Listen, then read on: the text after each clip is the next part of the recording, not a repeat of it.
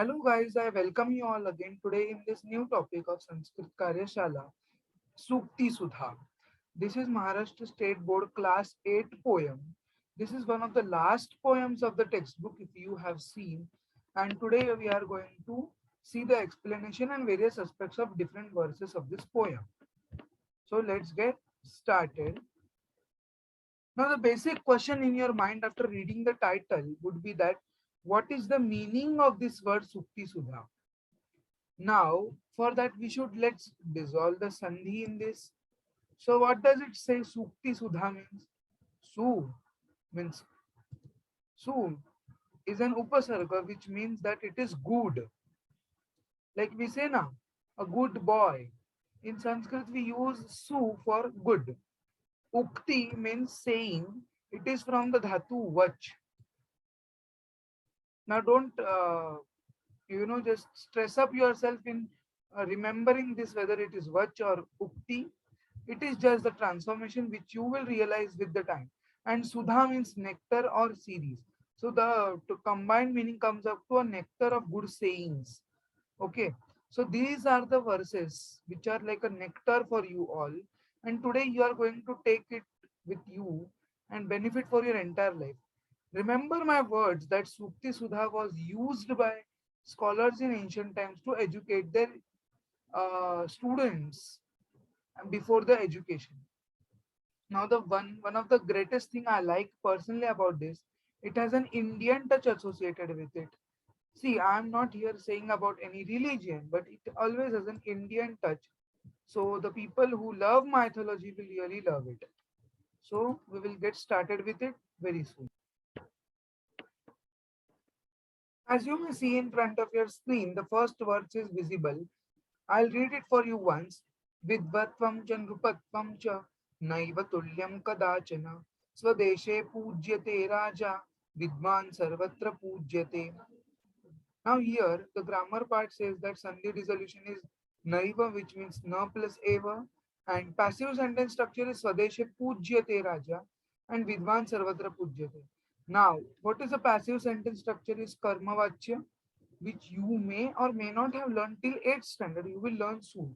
But just remember that this is the karmavachya structure and it is not a wrong. You would say that it is either be pujayati or pujayate, but no, it is a passive sentence structure. Meaning also is taken in the same way in Sanskrit, but while translation we take it into active. Now, what does its meaning? Said that scholarship and kingship can never be compared. A king is worshipped in his own country, but a scholar is worshipped everywhere. Now, basically, what does it mean? That you should be a scholar and not a ruler.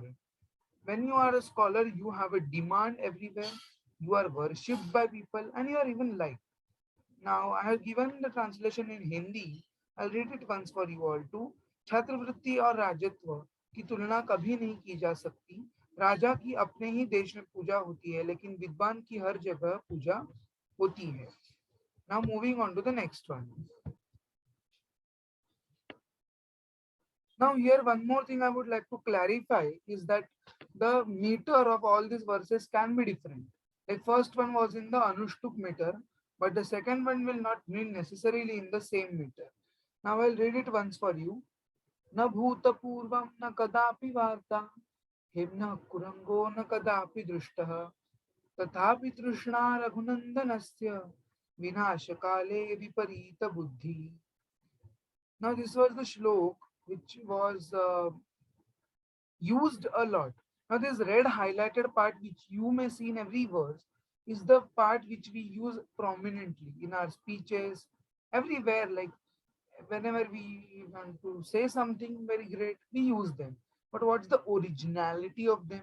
What's the meaning of them is not known by 90% people, which I would clarify through this. Maybe it would be helpful for them. Now, it says that, see, for those people who are interested in grammar, you can refer to this box. You can take screenshots. I don't mind. Now, I'll tell the meaning once. It didn't happen ever in the past, nor anyone knew about it. Okay, golden deer was never seen. Then to the greed of Lord Ram. Now here I would like to clarify is that it was actually the wish or a desire of Lord Goddess Sita But to fulfill her desire, Lord Ram had to hunt that deer for her, but it later the history is evident. So it was responsible for creation of Ramayana. Indeed, wisdom doesn't work in the right direction at the time of calamity. You also may have experience in the time of exams. You may be tensed and you tend to make mistakes, but at that time we need to keep our minds calm and do the work. In Hindi I read it out once. ये पहले कभी नहीं हुआ था और न ही किसी को इसके बारे में पता था। सोने का हिरन या मृग किसी कभी भी नहीं देखा था, फिर भी भगवान राम का लालच रामायण के लिए जिम्मेदार था। वास्तव में विपत्ति के समय बुद्धि सही दिशा में काम नहीं करती। I hope you may have understood this. Now moving on to the third verse. Third verse is that again the highlighted red part which you can see over here is about the this thing is about the Sukti which we use in our daily life, but we don't know about its originality, and I'll tell you about it in detail. Now we have always experienced someone telling us that yojakas tatra durlabha. What is the meaning of that? An organizer is rare, rarest. Why is it said that an organizer is rarest? Don't we get any organizers? No. In case of the different cases in the world, if we consider, then there is no any word which is not spelled ever. Are you knowing any word which is not spelled at least even once? No. So every word is been spelled once. Any root is not present in this world which is not having medicinal properties. Every root has a medicinal property. Is it true? Yes. Ayogya purusho nasti. Any person is not imperfect. Only the organizer of all this is rare. See, if a person has the qualities of being in sports, and if he is directed into field like medical or be it arts, he would not flourish because it's not his forte in it. An organizer who organizes him in the right direction is very rare, and it is necessary in this today's society too. And I will read the meanings. Any letter isn't there which isn't spelled, any root isn't without having any medicinal property. A person is never imperfect, only an organizer of all of them is rare. कोई भी अक्षर ऐसा नहीं है जिसकी वर्तनी नहीं है, कोई भी जड़ बिना औषधीय गुणों का नहीं है। एक व्यक्ति कभी भी अपूर्ण नहीं होता है, केवल उन सभी का एक आयोजक दुर्लभ होता है। I hope I was very clear in understanding. Now, yes, we have completed half of our part. Remaining half is remaining. Atidanat balirbadho yatimanat suyodhanah vinashto ravano lavlyat ati sarvatra varjayet. Now, these one of the, I would say that this is one of the smallest sentence you ever hear in your lifetime from your parents, grandparents, maybe everyone. Ati sarvatra varjayet. Excess of anything should always be avoided. Means like you cannot eat excess, you cannot study excess. Everything in this world is to be done in a certain limit. That's why we study limits, differentiation, etc. in maths too. Sorry. So the verse tells us that because of excessive donation, King Bali was bound. Means he lost everything because of excessive donation. Lord Suyodhana was killed because of excessive pride. Man means pride. Ravan, which is a prime example of Ramayana, was killed due to his greed. Greed of conquering India rather than conquering everyone. So because of this greed, he was destroyed.